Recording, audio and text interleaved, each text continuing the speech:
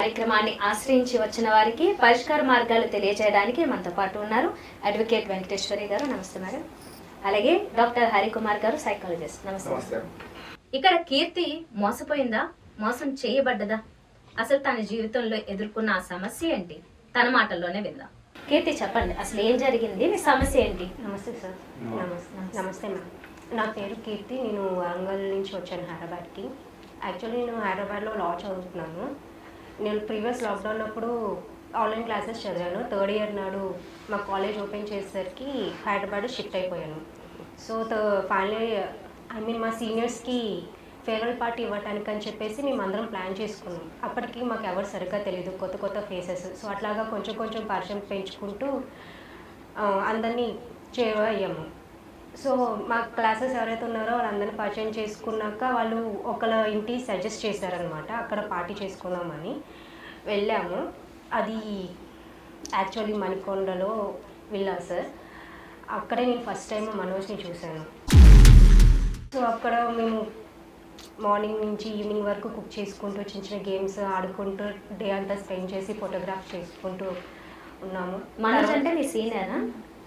మా ఫ్రెండ్ వాళ్ళ ఫ్రెండ్. సంబంధం లేదు కాలేజ్లో? సంబంధం లేదు. ఫ్రెండ్ వాళ్ళ ఫ్రెండ్. ఇల్లు బాగుంది, స్పేషియస్గా ఉంటుంది అని చెప్పేసి అన్నారని ఫ్రెండ్స్ అందరూ అక్కడే గ్యాదర్ అయ్యాం. సో అట్లాగా ఫొటోస్ తీసుకున్నాక వాళ్ళ ద్వారా పరిచయం అయిన Manoj. So is very caring and బాగా చూసుకునేవాడు. అట్లాగా నాకు మనోజ్ పరిచయం అయ్యాడు. అట్లాగా ఫోటో షేర్ చేసుకుంటూ మేము చాలా దగ్గర అయిపోయాం అనమాట కొన్ని రోజుల్లోనే. తర్వాత కలిసి మాట్లాడుకున్నాక అతను నా మీద చూపించిన కేరింగ్, ఇంట్రెస్ట్ చూసి నాకు తన మీద ఫీలింగ్స్ పెరిగినాయి. అట్లాగే తన్ని ఇష్టపడటం స్టార్ట్ చేశాను. నేను నా మనసులో ఉన్న ప్రేమను కూడా తనతో చెప్పాను. అతను ఒక్కటే మాట అన్నాడు, మనం పెళ్లి చేసుకుందామని చెప్పేసి అన్నాడు. దానికి నేను చాలా సంతోషించాను అనమాట. ఇద్దరు ప్రేమించుకున్నారు? లేదు, తను మాత్రం పెళ్లి చేసుకుందాం అన్నాడు, నేను మాత్రమే ప్రపోజ్ చేశాను. తను ప్రేమిస్తానని మాత్రం నాకు చెప్పలేదు. ఓకే. పెళ్ళి అన్నారు కదా, ఇద్దరం కలిసి ఉంటామని ఒక ఆలోచనతో నేను కూడా ఓకే చెప్పేశాను. తను వాళ్ళ parents well settled in USA. So అతను అక్కడికి వెళ్ళి వాళ్ళ పేరెంట్స్ని ఒప్పించి వస్తా అని చెప్పేసి అన్నారు. నేను అలాగే మా పేరెంట్స్ని ఒప్పిస్తా అని చెప్పేసి అన్నాను. నేను మా పేరెంట్స్ చెప్పేశాను, తను యూఎస్ వెళ్తా అని చెప్పేసి అన్నాడు. వెళ్ళాడు 5 days. తర్వాత తను ఫోన్ చేసి మా పేరెంట్స్ ఒప్పుకున్నారు, డేట్ కూడా ఫిక్స్ చేశారని చెప్పేసి అన్నాడు. కాకపోతే ఆ పరిచయంలో అతను వాళ్ళ ఫస్ట్ వైఫ్ గురించి చెప్పాడు. అతను పెళ్ళయింది, డివోర్స్డ్ కూడా. పరిచయమైనప్పుడే చెప్పేశారు ఆయన. అన్ని ఏమీ దాచలేదు, చెప్పారు. సరే, ఇంత నన్ను కేరింగ్గా చూసుకుంటున్నారు, ఇంత ప్రేమగా చూసుకుంటున్నారు, ఏ లోటు లేకుండా ఇంత మంచిగా ఉన్న వ్యక్తిని ఆ ఫస్ట్ వైఫ్ ఎందుకని వదిలేసి వెళ్ళిపోయిందని మీకు పరిచయం అయినప్పటి నుంచి మీ మ్యారేజ్ డెసిషన్ తీసుకునేంత మనకు ఎంత టైం గ్యాప్ ఉండింది? ఒక 2-3 months మ్యామ్. 3 months. సో పరిచయం 3 months లో మీరు మ్యారేజ్ చేసుకోవాలని డెసిషన్కి వచ్చేసారు? అవును మ్యామ్. ఎందుకంటే అంతకన్నా కేరింగ్ తీసుకున్న వాళ్ళు దొరుకుతున్నారంటే ఎవరు వదులుకుంటారు చెప్పండి.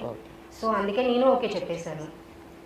ఇంకా ఆమె ఎందుకు ఇంత మంచి మనిషిని వదిలేసిందని ఒక డౌట్ అండ్ క్యూరియాసిటీతో ఆమె ఎక్కడ ఉంటుందా అని చెప్పేసి ఇన్స్టాగ్రామ్, ఫేస్బుక్ ఏదైతే సోషల్ మీడియాస్ ఉన్నాయో అందులో చెక్ చేసినాక నాకు ఆమె అడ్రస్ దొరికింది. ఆమె డీటెయిల్స్ మీకు చెప్పాడు ఆయన? మన పేరు చెప్పారు, బట్ నేను ఆమె పేరు చెప్పాలనుకోవట్లేదు. ఓకే. సో దాన్ని బట్టి నేను వెతుక్కుంటూ వెళ్తే ఆమె ఒక బోటిక్ రన్ చేస్తుందని తెలిసింది. వెళ్ళి క్యాజువల్గా నేను అడిగినా అనమాట, బోటిక్ బాగా రన్ చేస్తున్నారు, ఇలా చిన్న చిన్న మాటలు కలిపి ఆమె గురించి అడిగిన. అయితే ఆమె ఓపెన్గానే చెప్పింది, నాకు ఇట్లా ఫస్ట్ మ్యారేజ్ అయింది, ఆ డివోర్స్ అయ్యింది, అండ్ ఇప్పుడు సెకండ్ మ్యారేజ్ చేసుకున్నాను, ఇప్పుడు నేను హ్యాపీగా ఉన్నాను, పిల్లలతో బోటిక్ రన్ చేసుకున్నాను అని చెప్పేసి అన్నారు. సో ఫస్ట్ మ్యారేజ్ గురించి అడిగినప్పుడు ఆమె మనోజ్ గురించి చెప్పారనమాట. తను గే అని చెప్పేసి అన్నారు. అంటే దూరం పెట్టేవాడు, ఎప్పుడైనా దగ్గరికి వెళ్ళినా కూడా దూరం పెట్టేసి ఇప్పుడు ఇంట్రెస్ట్ లేదు, తర్వాత అంటూ పొగిడించుకుంటూ వచ్చారు అని చెప్పేసి చెప్పారు. నాకు అప్పటికే నేను షాక్ అయిపోయాను, ఏం చెప్పాలో నేను కూడా మాటలు రాలేదన్నమాట. తర్వాత మనోజే తన దగ్గర ఓపెన్ అయ్యాడని చెప్పేసి ఆమె చెప్పారు. ఎందుకు ఇట్లా దూరం పెడుతున్నావు, ఇన్ని నెలల నుంచి చూస్తున్నాను, నన్ను ఒకసారి దగ్గరికే తీసుకోవట్లేదు అని చెప్పేసి అడిగినప్పుడు నాకు మగవాళ్ళ మీద ఇంట్రెస్ట్ ఉంది, వాళ్ళతో కూర్చోవడం అంటే ఇష్టం, మాట్లాడటం అంటే ఇష్టము, వాళ్ళతో ఉన్నప్పుడు అదో ఫీలింగ్ నచ్చింది, అందుకే నాకు మీద ఫీలింగ్ రావట్లేదు, ప్రేమ అయితే ఉంది అని చెప్పేసి అన్నారంట. అదొక్క విషయంలోనే ఆమె డివోర్స్ తీసుకొని వెళ్ళిపోయానని చెప్పేసి అంది. ఇప్పుడు ఫస్ట్ మ్యారేజ్ కూడా అరేంజ్డ్ మ్యారేజ్ అయినా తనది లేదా లవ్ మ్యారేజ్? Love marriage. ఫస్ట్ది కూడా లవ్ మ్యారేజ్, సెకండ్ది కూడా లవ్ మ్యారేజ్ చేసుకోవడానికి సిద్ధపడ్డాడు. అవును. అయితే తర్వాత ఇంటికి వచ్చినాక నేను మొత్తం నా మెమరీస్ అన్ని రీకలెక్ట్ చేసుకుంటే అప్పుడు అర్థమైంది.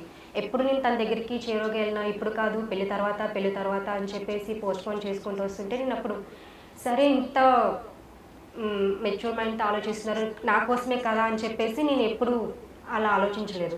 తర్వాత ఆమె చెప్పిన తర్వాత ఇవన్నీ గుర్తుకొస్తుంటేనే నిజమేనేమో, నేనేమైనా తప్పు చేశానా, ఏమి పూర్తిగా తెలుసుకోకుండా ఓకే పెళ్ళికి ఓకే అన్నాను. ఇప్పుడు నాకు సిచ్యువేషన్ ఎట్లయిపోయిందంటే సార్, ఈ పేరెంట్స్కి చెప్పేశాను, అతను వాళ్ళ పేరెంట్స్ చెప్పేసి డేట్ ఫిక్స్ చేసి వచ్చారు. నేను ఇప్పుడు వాళ్ళకి చెప్పుకోలేకపోతున్నాను, తినని నేను డాడీకి అడగలేకపోతున్నాను. నేను చాలా కన్ఫ్యూజన్ అయిపోయింది. ఇప్పుడు ఇతన్ని చేసుకోవాలా లేదా అనేదే నాకు కన్ఫ్యూజన్ సార్. ఏం చేయమంటారు? నాకు అసలు తట్టుకోలేకపోతున్నాను. వాడిని చాలా ఇష్టపడ్డాను, ఇప్పటికి కూడా ఇష్టంతోనే ఇక్కడికి వచ్చానా లేకపోతే ఏంటని తెలియట్లేదు సార్. మీరు అతను మాట్లాడారా డైరెక్ట్ గా? ఇది మీకు ట్రూత్ తెలిసిన తర్వాత? లేదు మేడం, మాట్లాడలేదు. లేదు. అంటే అతన్ని అడిగితే ఎట్లా రిసీవ్ చేసుకుంటాడు, ఒప్పుకుంటాడా లేదా డౌట్ ఉండిపోయింది. ఇంకా I was in total confuse. వాళ్ళ ఫస్ట్ వైఫ్ తో మాట్లాడిన విషయం కూడా అతనికి తెలియదు, మీరు కలిసినట్టు ఏమీ తెలియదు, ఏమీ చెప్పలేదు. ఓకే, ఇప్పుడు పేరెంట్స్ చెప్పేశారు, ఒక కమిట్మెంట్ ఇచ్చేశారు, ఈ టైం మీకు ఇంకా అతని మీద ప్రేమ కూడా ఉంది, చాలా ఇష్టం. అంత కేరింగ్ పర్సన్ని ఎవరైనా ఎలా వదులుకుంటారు? కానీ ఒక్క విషయం నాకు చెప్పకపోయేసరికి అది తీసుకోలేకపోతున్నాను నేను.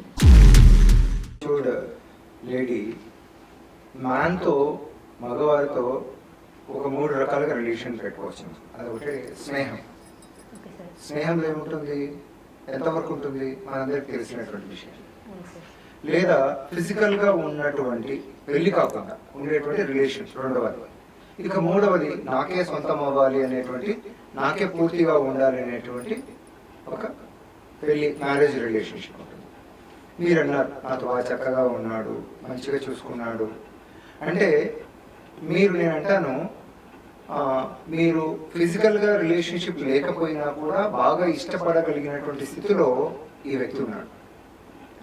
అయితే మీకు తెలుసుకున్నారు ఇతనికి ఏ అయి ఉంటుంది కాబట్టి ఇతను మ్యారేజ్ మీరు ముందుగా అనుకున్నారు, చాలా చక్కగా ఇతనికి ఒక విలువలు ఉన్నటువంటి వ్యక్తి కాబట్టి మ్యారేజ్ తర్వాతనే ఫిజికల్గా కలవాలి అనేటువంటిది ఇతనికి ఉందేమో అనుకున్నారు. కానీ మీరు ఎప్పుడు ఆశ్చర్యపడ్డారంటే అతను గే అనేటువంటిది ఫస్ట్ వైఫ్ వల్ల మీరు తెలుసుకున్నారు.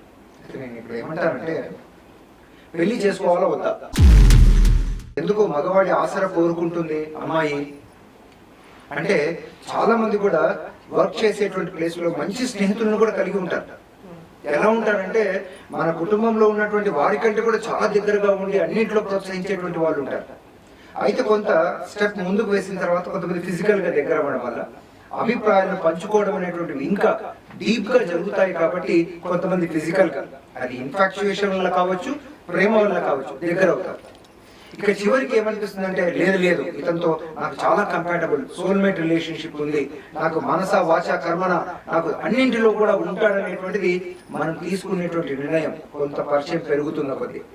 అయితే నీవు సరే గే ఉన్నప్పటికీ నేను ఫ్రెండ్లీగా ఉంటాను, పెళ్లి చేసుకుంటాను, పిల్లలు లేకపోయినా పర్లేదు, సంసార సుఖం అనేటువంటిది నాకు వద్దు, కానీ అతనే కావాలి అనేటువంటిది నువ్వు కొంత చూసావు, జీవితాన్ని చూసావు, నువ్వు కూడా ఆలోచిస్తే అది సరికాదనేటువంటిది కూడా నీకు అనిపిస్తుంది, అవునా కదా? అయితే నువ్వు ఫ్రెండ్లీగా ఉండొచ్చు, లేదా కొంతవరకు అతనితో ఇంటిమేట్ కూడా రిలేషన్షిప్ కూడా ఉండవచ్చు.